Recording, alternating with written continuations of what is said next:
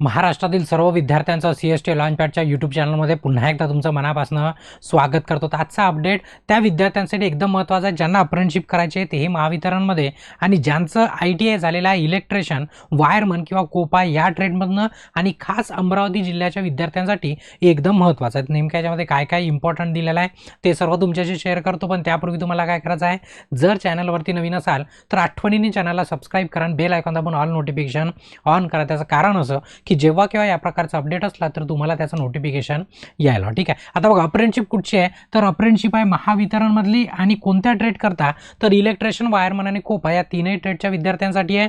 सोबतच ते लोकेशन जे आहे ते आहे अमरावतीचं, आणि एकूण 57 जागा. आता कोणत्या ट्रेडला किती आहे ते सर्व डिटेल सांगतो. आणि जर तुम्हाला याची अप्लाय करण्याची लिंक किंवा इतर पण अपडेट पुन्हा लागत असतील तर आपले CST लॉन्चपॅडचं टेलिग्राम पण चॅनल आहे, त्यावरती पण लक्ष ठेवायचं, म्हणजे जेणेकरून काही अपडेट तिथे पण आपल्या ॲडिशनल पडत असते. ठीक आहे. आता महत्त्वाचं बघू की कुठची वॅकन्सी आहे, तर ती आहे अमरावती विभागाची आहे. अमरावती याच्यापूर्वी येऊन गेली पण ग्रामीण होती, ही शहरी आहे. याच्यामध्ये इलेक्ट्रिशियनच्या 19 जागा आहे. वायरमनच्या विद्यार्थ्यांसाठी जी लाईनमनची पोस्ट आहे त्या लाईनमनच्या पोस्टसाठी 30 जागा आहे. वायरमनचे विद्यार्थी इलिजिबल आहे.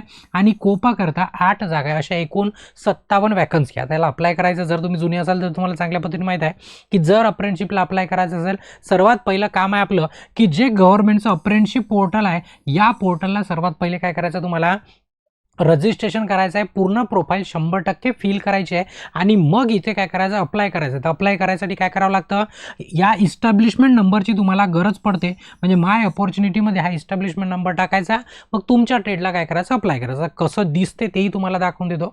नवीन असाल तर, जुनी असाल तर तुम्हाला ऑलरेडी सर्व काही माहीत आहे. ठीक आहे. जर तुम्ही तुमच्या पोर्टलला लॉग इन केलं, म्हणजे कोणतं apprenticeshipiindia.gov.in या पोर्टलला जर लॉग इन केलं तर तुमच्या डाव्या हाताला माय अपॉर्च्युनिटी टॅब दिसते. त्या टॅबवरती क्लिक केलं की तुम्हाला 6 बॉक्स दिसणार. ठीक आहे. 6 बॉक्स दिसणार. त्याच्यानंतर जो शेवटचा बॉक्स आहे त्याच्यामध्ये इस्टॅब्लिशमेंट नंबर जो आत्ता दिला मी तो इथे टाकायचा. जसं तुम्ही टाकून सर्च कराल तर तुम्हाला 3 अपॉर्च्युनिटी दिसणार. किती?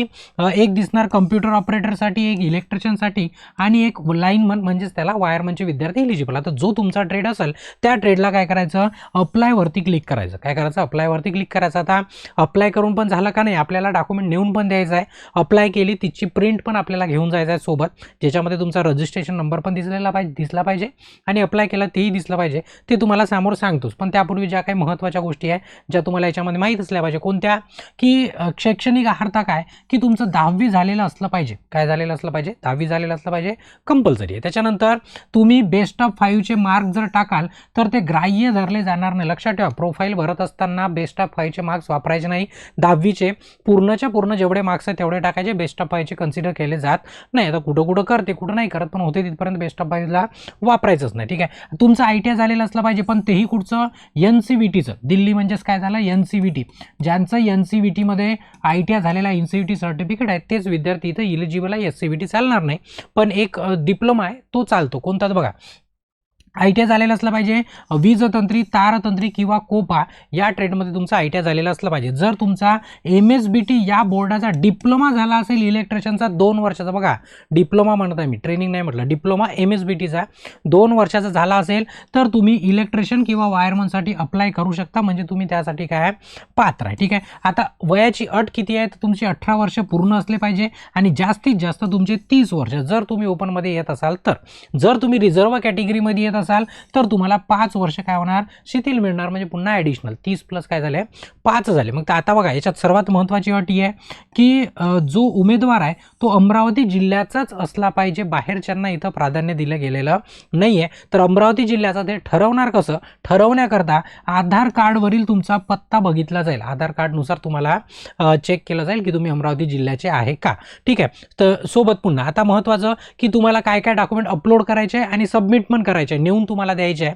ठीक आहे. कोणते कोणते, एकत्रित गुणपत्रिका ITIची म्हणजे कन्सोलिडेटेड मार्कशीट सोबत. बघा मी तुम्हाला तोंडी असं सांगून ठेवतो, 10वीची मार्कशीट, 10वीचा डिप्लोमा, ITIची मार्कशीट, ITIचा डिप्लोमा, कंबाईनवाली ITIची मार्कशीट, तुमचं डोमेसिल असेल तर खूपच छान, कास्टमध्ये रिझर्वेशनमध्ये येत असाल तर कास्ट सर्टिफिकेट, आणि तुमचं नॉन क्रिमिनलमध्ये मोडत असाल तेही सोबत घेऊन गेले तरी काही हरकत नाही. सोबत याची प्रिंट आउट जे तुम्ही ऑनलाईन अप्लाय केलं त्याची, एवढे डॉक्युमेंट कंपल्सरी कुठची अप्रेंटिसशिप असली तरी तेवढे तुम्हाला लागणारच. ठीक आहे. सोबतच व्यवसाय प्रमाणपत्र म्हणजे ITIचं प्रमाणपत्र, पूर्णच्या तुमच्या पूर्ण गुणपत्रिका आणि प्रमाणपत्र, मार्कशीट आणि तुमचा डिप्लोमा 10वीचा, आधार कार्ड, पुन्हा त्याच्यामध्ये घेऊन जाताना आधार कार्डची पण एक झेरॉक्स घेऊन जायचे. सर्व डॉक्युमेंट सेल्फ अटेस्टेड असले पाहिजे. ठीक आहे, तर ते तुम्हाला अपलोड तर करायचं आहे आणि नेऊन पण द्यायचं आहे. तुमचा जो काही अपडेट आहे तो तुम्हाला लिस्ट लागल्यानंतरचा तो सर्व अपडेट तुम्हाला तुमच्या मेलवरती किंवा तुमच्या मोबाईलवरती तुम्हाला मिळून जाईल. सोबतच ही जी अप्रेंटिसशिप आहे तिचा कालावधी 1 वर्षाचा असतो. म्हणजे तुमचा ट्रेनिंग पिरियड 1 वर्ष असतं. आता नेमकं नेऊन कधीपर्यंत आहे तुम्हाला माहीत आहे. ऑनलाईन अप्लाय करायची लास्ट जी डेट आहे ती आहे 6 तारीख. म्हणजे तुम्हाला 6 तारखेपर्यंत अप्लाय करायचं आहे, 6 मार्चपर्यंत. त्याच्यानंतर अप्लाय केलेले ग्राह्य धरले जाणार नाही. आणि अप्लाय केल्याच्या नंतर 3 दिवसाच्या आत, म्हणजे लास्ट डेट आहे डॉक्युमेंट सबमिट करायची, पोस्टाने पाठवायचं आहे आणि ऑप्शन दिलेला नाही.